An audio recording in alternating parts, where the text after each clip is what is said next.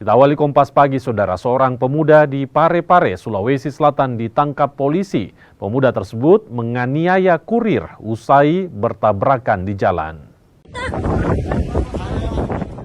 Ini adalah rekaman seorang pemuda menganiaya kurir di Parepare, Sulawesi Selatan. Rekaman video ini pun viral di media sosial. Polisi yang melakukan penyelidikan akhirnya menangkap pelaku. Dari hasil pemeriksaan, pelaku nekat menganiaya korban lantaran tersulut emosi usai keduanya bertabrakan di jalan. Nah, menurut kejadiannya antara korban dan pelaku sama-sama mengendarai sepeda motor. Kemudian terjadi insiden, mereka tabrakan.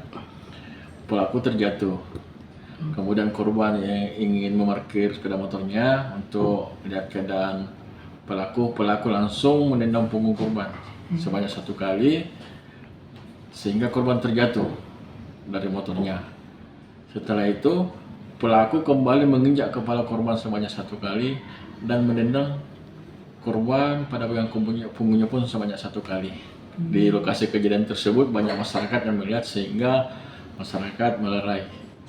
Pelaku kita sudah amankan di Jalan Bawah Masepe, Parepare. Ancaman hukumannya? Ancaman hukumannya kita menggunakan pasal 351 ayat 1 itu 5 tahun penjara. Pelaku kini ditahan di Polres Parepare dan terancam hukuman 5 tahun penjara.